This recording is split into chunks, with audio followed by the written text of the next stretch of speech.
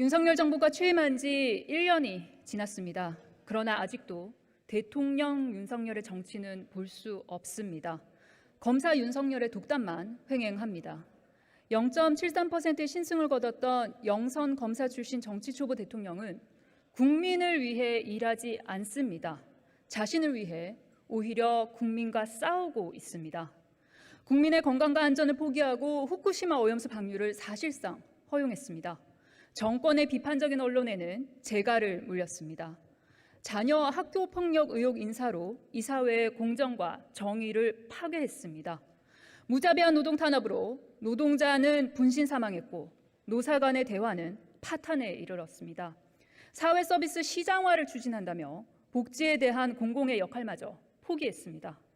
용산식 마이웨이가 나라를 또 국민의 삶을 망치고 있습니다. 눈 떠보니 선진국이 아니라 눈 떠보니 후진국이라는 개탄이 나옵니다.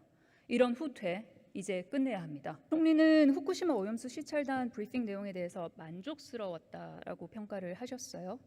현재 시찰단은 안전성 판정을 보류한 상태입니다. 사실상 아무 결론을 내지 못한 건데요. 도대체 뭘 보고 만족하신 겁니까? 그 의원님께서 잘 아시다시피 시찰단들은 우리가 독자적으로 태스크포스에서 하고 있는 그러한 그 후쿠시마 오염수 방류에 대해서 과학적 기술적인 분석을 하고 있고 이번에 시찰을 다녀와 가지고 여러 가지 자료를 요구해서 받고 또 현장의 시설의 운영 상태를 보고 이런 겁니다. 그러니까 또 그 한국에서 IAEA의 조사에 직접 참여도 하고 있고 기관도 참여하고 있고 하니까 이번에 시찰에서 여러 가지 받은 자료, 로 데이터 이런 것도 분석하고 그렇게 해가지고 최종적으로 우리 그 대한민국 정부의 지난번 시찰단에 의해서 이루어진 그러한 그 내용을 최종적으로 확정을 할 그런 예정입니다. 윤석열 정부 오염수 방류 문제에 대해서 우리 국민 안전 확보하고자 정말 최선을 다했습니까? 물론이죠. 총리는 현 정부의 입장이 전 정부의 입장과 같다고 하셨죠? 네. 제가 볼 땐 좀 다른데요. 그리고 입장이 같다는 총리의 주장을 받아들인다고 해도 그 주장을 뒷받침하는 행동이 전혀 다릅니다. 왜 다른지 알려드릴게요. 문재인 정부 2019년 8월 20일이었습니다. 후쿠시마 오염수 관련해서 주한 일본 경제공사 초치했습니다. 19년 9월 5일이었죠. 국제공조 추진했고요. 19년 10월 4일입니다. 국무조정실 중심 TF 형성합니다. 19년 12월 24일입니다. 문재인 전 대통령 한일 정상회담에서 아베 총리로부터 후쿠시마 적당히 괴롭혀라 라는 말을 들을 만큼 대응을 합니다. 이렇게 행동과 입장이 다른데 총리는 계속해서 전 정부와 현 정부 입장이 같다고 우기고 있죠. 일본 정부에 따르면은 지층 주입, 지하 매설, 수소 방출, 수증기 방출, 해양 방출 등 최소 5가지 처리 방안이 있습니다. 그렇죠? 또 당장 바다에 버리지 않고 방사능의 반감기를 고려해서 육상에 장기간 보관하는 그런 방법도 있습니다. 그런데 이 중에서 가장 싼 방법이 해양 방출입니다. 세계 3위 경제대국 일본이 후쿠시마 오염수를 바다로 방류하겠다는 이유가 돈이 아까워서라는 겁니다. 이기적인 결정 아닙니까? 저는 그 지금 의원님께서 말씀하신 2021년 이기적인 결정 아니냐고 여쭙습니다. 제 질문에 답변해 주세요. 그거하고는 아무 상관이 없죠. 결국 아무 상관이 없다고요? 5가지 방법 중에 일본이 후쿠시마 오염수를 바다로 방류하겠다는 이유가 돈이 아까워서라는 건데 그게 이기적인 결정이냐고 제가 여쭤봤더니 아무 상관없다고요. 알겠습니다. 우리 정부는 해양 방출 외에 다른 방법, 예를 들어서 육상에 장기간 보관하거나 지하 매설하는 방법에 대해 일본 측에 제안하거나 논의한 바 있습니까? 그거는 우리가 그 방법에 대해서 안전한지를 우리가 관심을 가지고 국제기구하고 같이 하는 그러한 것으로 이미 방법론에 있어서 문제를 삼는 것은 이미 전 정부에서 그 문제에 대해서는 아무 의견이 없었습니다.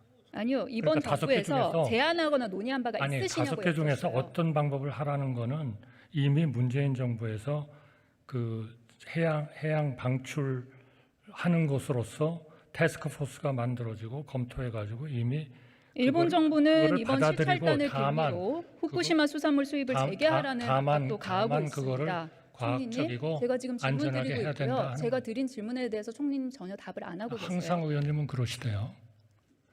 질문을 하시거나 하면 아니 당연히 제가 답변을 할 시간을 좀 주셔야죠. 아니요, 의원님 제가 드린 말씀만 질문에 하시면 대해서 어떡하는 답을 안 거예요? 하시잖아요, 총리님.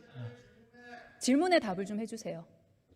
제 질문에요. 어떤 질문이죠? 게다가 일본 정부는 시찰단을 빌미로요, 후쿠시마 수산물 수입을 재개하라는 압박도 가하고 있습니다. 정부는 말처럼 오염수 방류는 허용하되 수산물 수입 금지할 수 있습니까?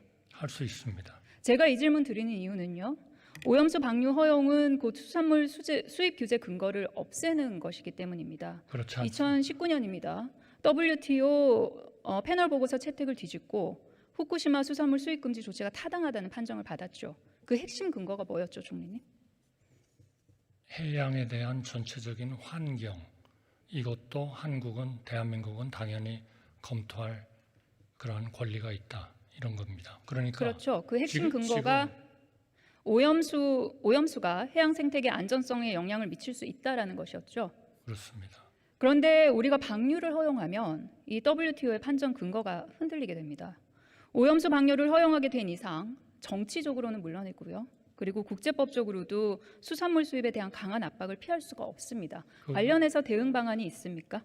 그건 의원님께서 생각하시는 거고요. 이 두 개는 완전히 별개의 문제입니다. 바로 며칠 전에도 그 후쿠시마 해안에서 방사능 기준치를 훨씬 넘는 우럭 같은 게 잡히지 않습니까? 그런 것들이 바로 우리가 얘기하는 해양 환경의 정당성이 아직도 확증이 안 되는 것이죠. 그러니까 당연히 그거는 우리가 기존 수입 규제 조치를 철회를 해야 되는데 우리는 절대로 철회할 생각이 없습니다. 그러면 오염수 방류 이후에요, 일본이 WTO에 다시 제소할 가능성이 전혀 없다고 보십니까? 뭐 있을 수도 있죠. 그러면 만약에 제소를 한다면 어떻게 하실 생각입니까? 논쟁을 해야죠, 당연히. 뭐라고요? 논쟁을 해야죠. 논쟁을 한다고요? 당연히 저쪽에서 그 제소를 하는데 우리로서 그거를 대응을 안 할 이유가 없는 거죠. 논쟁을 하는 대응을 준비하고 계십니까? 얼마나 많은 양의 오염수가 얼마나 오랫동안 방류될 예정인지 아시죠? 130만 톤 30년 동안이죠. 그렇죠. 총리는 오늘 과학적 근거 없는 주장은 선동이라고 했습니다.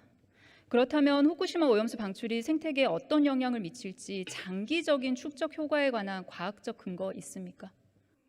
그거는 지금 단계에서의 그 지난 후쿠시마 원전에 문제가 생기고 그 굉장히 많은 양의 그런 것이 이제 배출이 됐습니다. 그러나 그동안에 계속 대한민국은 우리의 해역과 우리 해역에서 잡히는 어종에 대한 방사성 검사를 계속 해왔죠.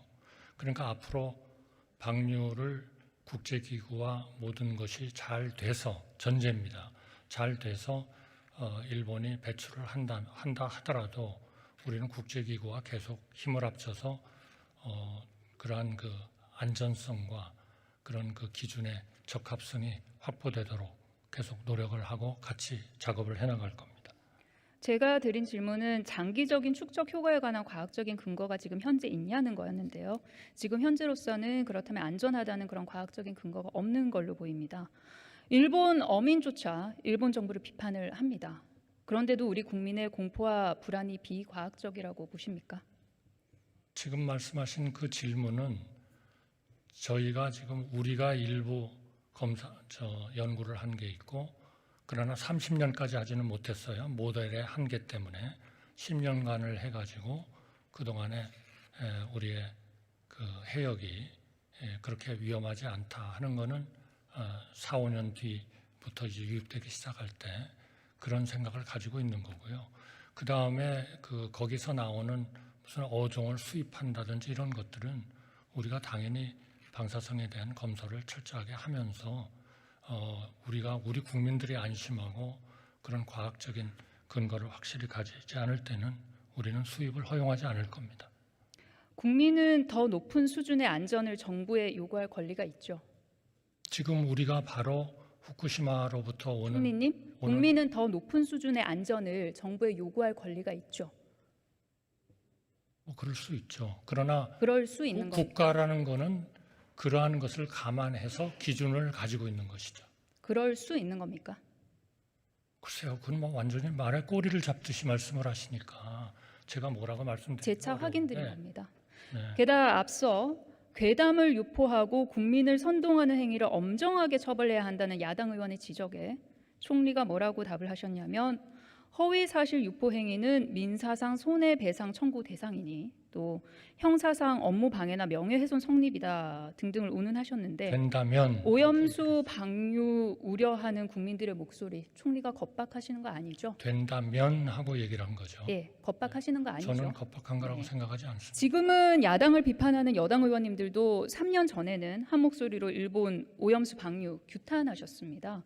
국민의힘 김기현 대표, 일본 측의 검증에만 의존한 정부 입장과 정보를 신뢰해달라는 것은 무리가 있다. 박대출 정책위 의장, 후쿠시마 오염수 방류가 큰 공포로 국민에게 다가올 수 있는 만큼 수산물 소비가 끊길 수 있다. 모두 3년 전에 직접 하신 말들이죠. 후쿠시마 오염수는 그때나 지금이나 그대로입니다. 달라진 점은 대한민국 대통령뿐이라는 말씀 드립니다. 존경하는 국민 여러분, 김진표 국회의장님을 비롯한 선배 동료 의원 여러분, 윤석열 대통령의 임기는 고작 1년 조금 넘었지만 대한민국의 시계는 10년, 20년, 30년 뒤로 역행하고 있습니다. 국민의 건강과 생명을 지킬 줄 모르는 나라, 정부에 대한 비판도 마음껏 못하는 나라, 학폭 가해자가 떳떳한 나라, 노동 탄압을 위해 물대포와 곤봉, 캡사이신을 다시 꺼내든 나라, 복지가 축소되는 나라, 이것이 검사 윤석열의 대한민국입니다. 이 횡포를, 이 독단을, 이 오만을 반드시 막아내야만 합니다.